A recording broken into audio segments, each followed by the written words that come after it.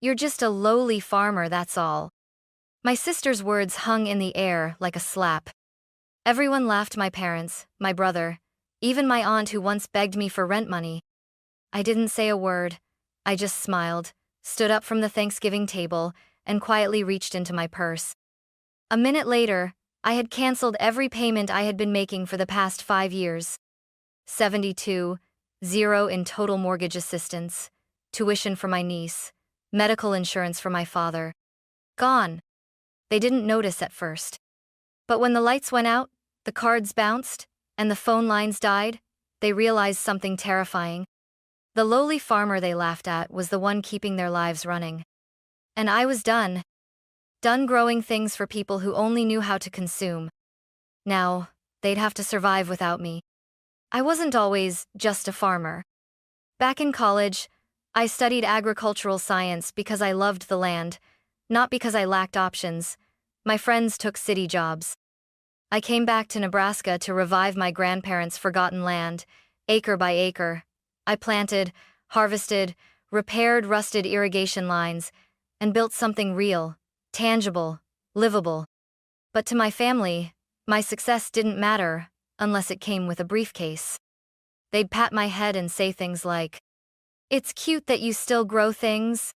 You're the only one in the family who still works with their hands." They said it like it was a flaw.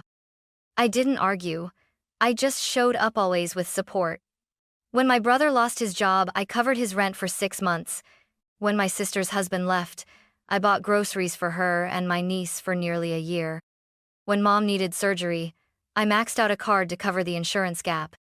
No one asked where the money came from. They assumed I had nothing better to do. I remember one winter when the pipes burst at my parents' house. Everyone panicked until I drove over at 3 a.m., fixed it, and left before sunrise. No one said thank you.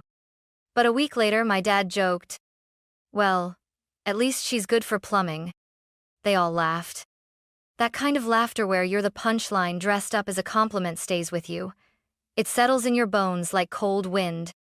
I kept thinking, if I just keep helping, they'll eventually see me. But year after year, I faded into the background, like the soil under their feet used, needed, but never acknowledged. What hurt most wasn't the silence, it was the convenience. They loved what I did for them, not who I was. And when they wanted something, a tuition deposit, a fresh set of tires, help with taxes, they didn't ask politely. They texted. Short, clipped, transactional. "Can you cover this? I'll pay you back." They never did. But I said yes every time, because some foolish part of me still believed that loyalty meant staying, helping, carrying their burdens even when mine went ignored. I worked 14-hour days in the heat, sunburnt and exhausted, only to send money to people who'd rather die than say, "We're proud of you." Still, I stayed. Until that Thanksgiving dinner. Until one sentence, "You're just a lowly farmer," snapped something I had spent a lifetime trying to hold together. It didn't hurt. It clarified. And for the first time, I realized, they didn't see me. They never had. Thanksgiving had always been a performance. The table set just right, the turkey carved by my brother like he was royalty, my mother in pearls pretending everything was fine. Everyone came dressed in ego, not warmth.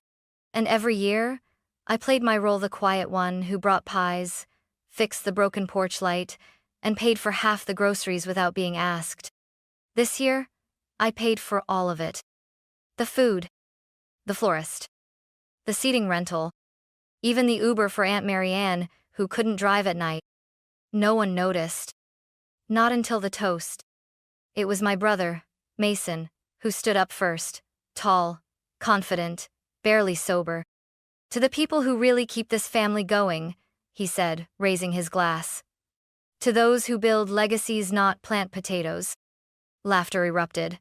My sister, Rachel, leaned in with a grin.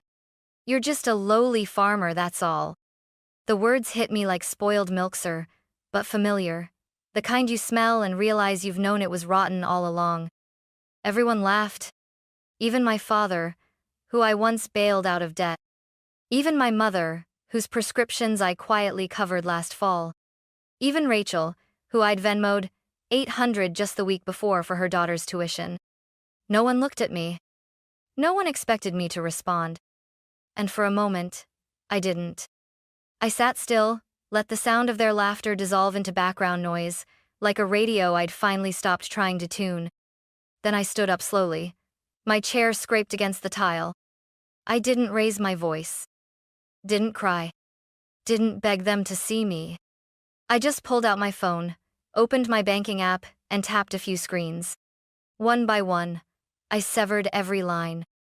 The recurring payment on my parents' mortgage, Rachel's tuition auto-withdrawal, the shared Amazon Prime, Spotify, Netflix, the emergency fund account I'd set up in Dad's name.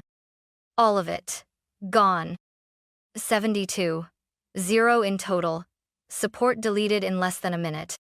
Then I smiled, tucked my phone back in my pocket, and said, "You're right. I am just a farmer. Which means I know when to stop watering dead soil." The room fell silent. No one moved. No one laughed. And I walked straight past the leftovers, the good china, the people who had chewed me up for years and called it tradition. That night, I didn't cry. I didn't feel angry. I felt clean, like the kind of clean you feel after finally scrubbing a stain you thought you'd have to live with forever. It was the moment everything changed. Not because I walked away from them, but because, for the first time, I walked toward myself. The beauty of quiet exits is that no one notices until they feel the absence. The day after Thanksgiving, I woke at sunrise, as always. Fed the chickens, walked the pasture, checked the irrigation lines. And then I sat at my kitchen table, coffee in hand, laptop open, and began untangling myself from their lives. Not out of spite. Out of clarity. I logged into my accounts and began compiling a list. Not of debts but of all the things I'd given. The 18,000 I'd paid toward my parents' mortgage during the pandemic. The 12,000 Rachel never paid back for her divorce lawyer. The 1,200 yearly subscription to a family medical plan that only I funded. The 60 monthly Wi-Fi bill at my parents' place, which I'd quietly taken over 5 years ago after Dad forgot to pay it 3 months in a row. The emergency savings I set up in my name but tied to theirs. I had receipts. Every single one. I closed the shared credit card, froze the auto-pay tuition line for Rachel's daughter, removed my name as cosigner on Mason's truck lease. I didn't send a single warning. Didn't draft a dramatic message. Didn't post online. I just pulled the roots. They say farmers know how to grow, but we also know when something's sick below the surface. And my family tree? It was rotting in silence. I used to think that if I kept giving, they'd finally give back. But no matter how much water I poured, all I got was thorns. So I stopped. By Monday morning, my family's digital world began flickering. The Hulu account logged them out mid-show. Their Amazon cart showed, payment failed. Rachel called the school, only to hear, no tuition payment on file. The first text came at 10:12 a.m. "Hey Em, is our prime down? Weird."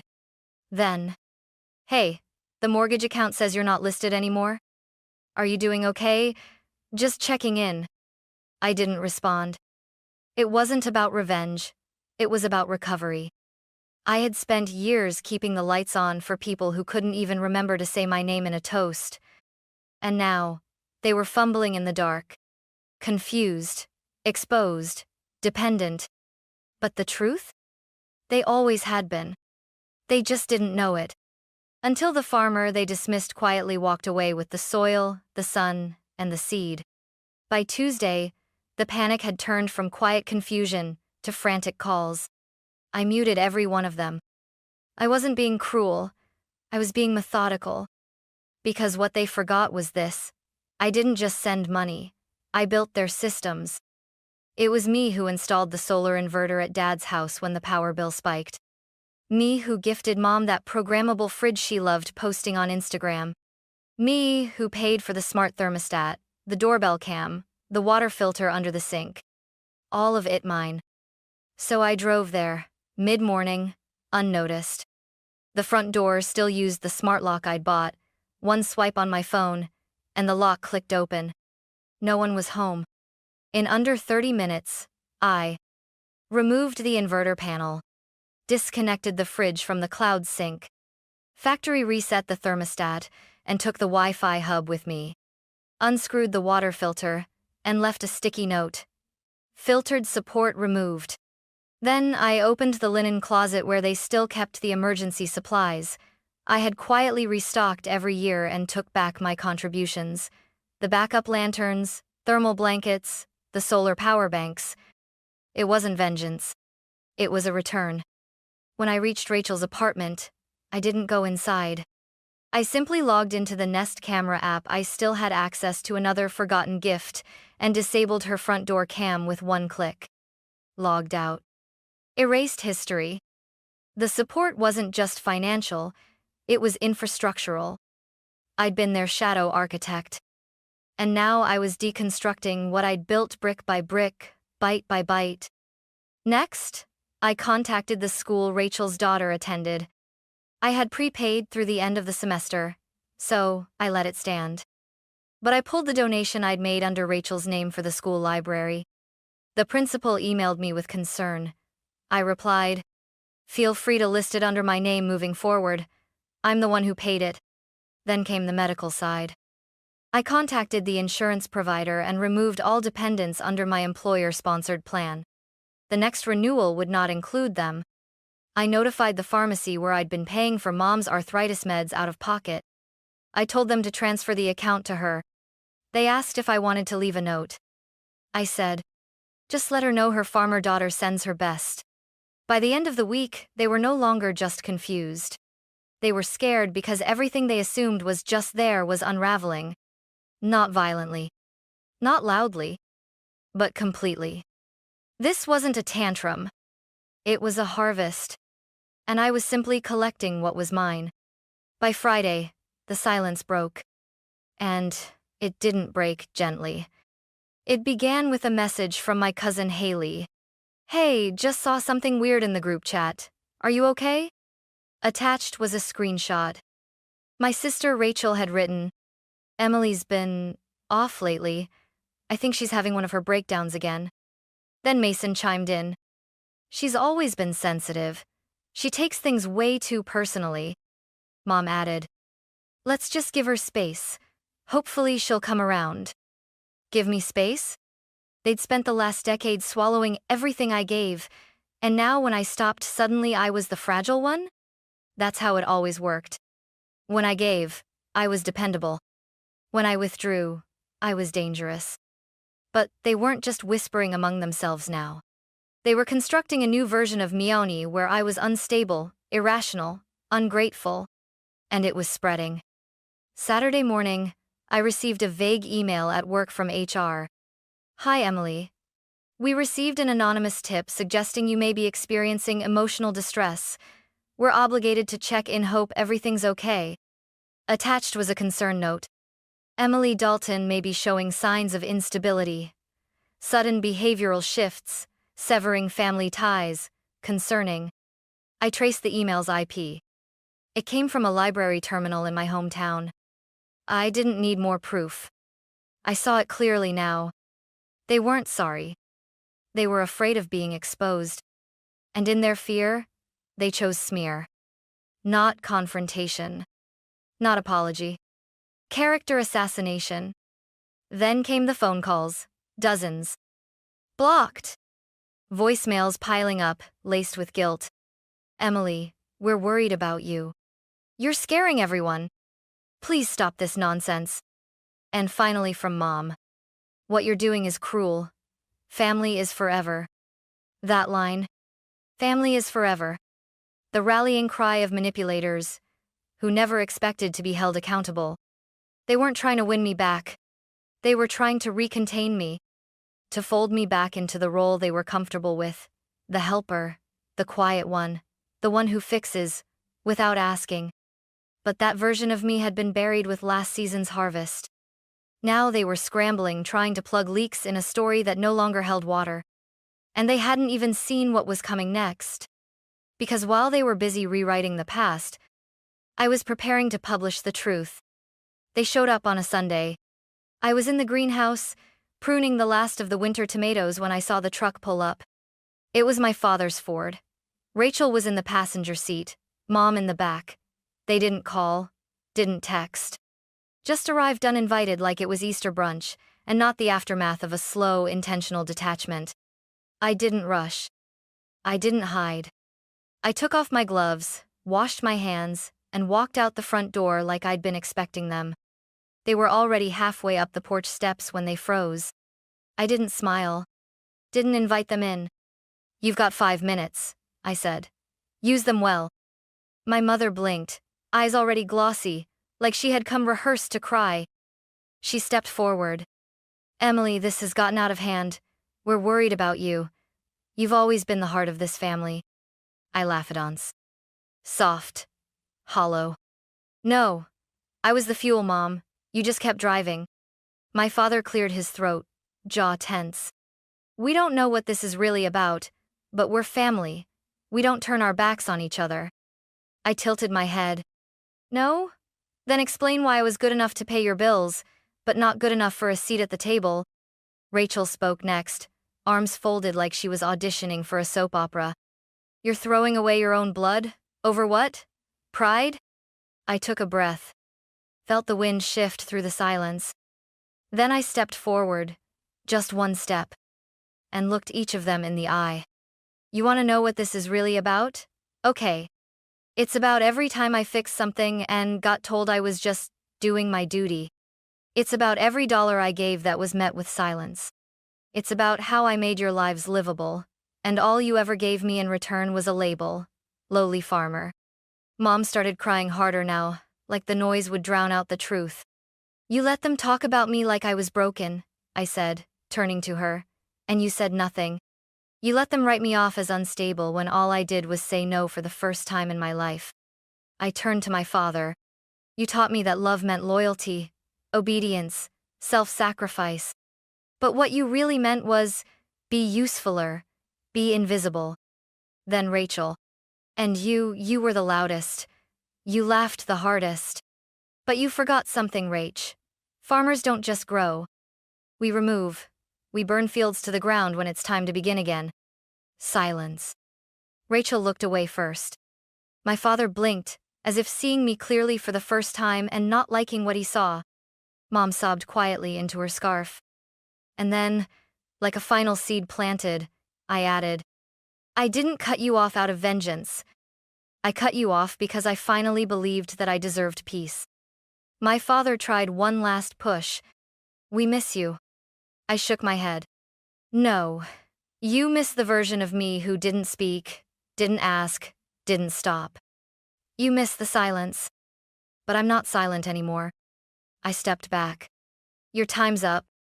And then I closed the door. Not with a slam, not with fury, but with finality. They thought I'd stay quiet. Even after the confrontation, after the tears, the gaslighting, the last desperate plea, they still assumed I'd keep protecting their reputation, that I'd remain the silent daughter with the generous wallet and no voice. They forgot something fundamental. I didn't owe them protection anymore. I owed myself the truth. So I opened my laptop. I didn't write a sob story. I didn't post revenge. I wrote a statement. For those wondering why I've gone quiet, here's what silence was covering. Then I attached screenshots. A group chat where Rachel wrote, I was having another episode. An email traced to a library IP address trying to flag me as unstable to my employer. Banking records, tuition payments, monthly family plans, years of silent giving. The receipts from pharmacy orders in my name for medications I didn't take.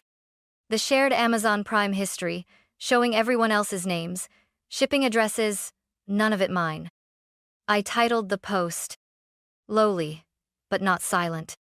It wasn't angry. It was clinical, clean, complete. Within an hour, I had 300 shares. Colleagues, former classmates, neighbors who had once looked past me. People remembered, people saw. Then I uploaded the doorbell camera footage, Mom standing on my porch, crying. Dad scowling behind her. Rachel yelling in the background. I blurred my own face not because I was ashamed, but because this wasn't about me anymore. It was about what they did when no one clapped. And then, the final upload. A folder labeled, Harvest Records. Inside, every invoice I'd covered. PayPal logs. Proof of account ownership. A legal form stating I had formally removed myself from their co-signed obligations. I wasn't just cutting ties. I was closing accounts emotionally and literally. By sundown, I had messages from people I hadn't spoken to in years. A high school teacher wrote, "I always knew there was more to you, Emily. Thank you for showing it." A cousin messaged, "You didn't destroy the family. You exposed what it really was." Even Rachel's ex-husband commented, "She treated you like an assistant, not a sister. You deserved better." It wasn't about attention.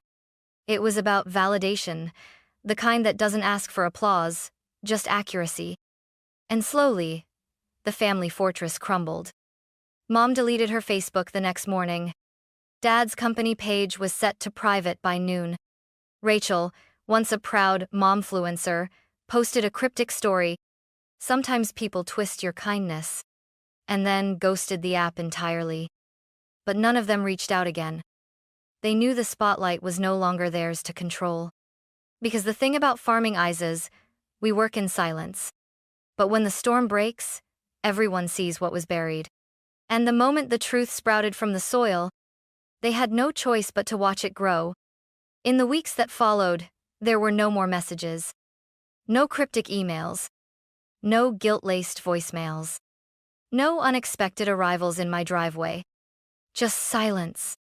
But this silence wasn't like the one before, the kind that echoes with shame, hoping someone will call your name.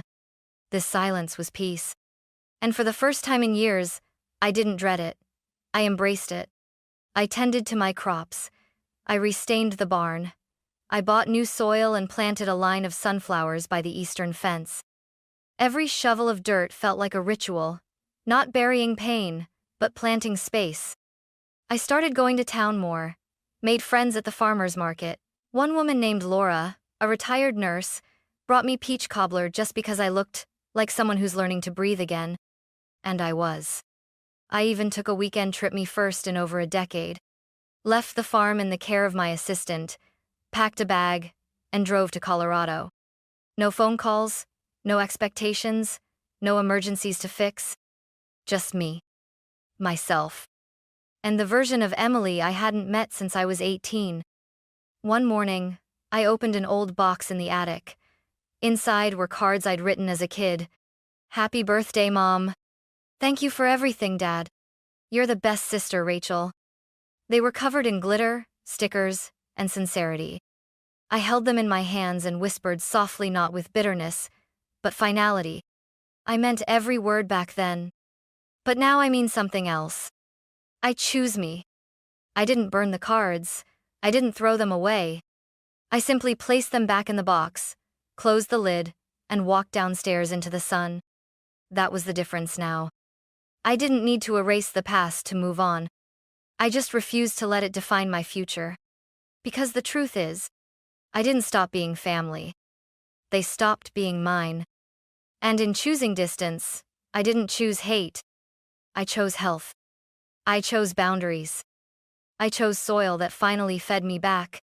They used to call me a lowly farmer. And maybe I am. But there's power in planting your own peace. And this time, I'm the one who gets to harvest it.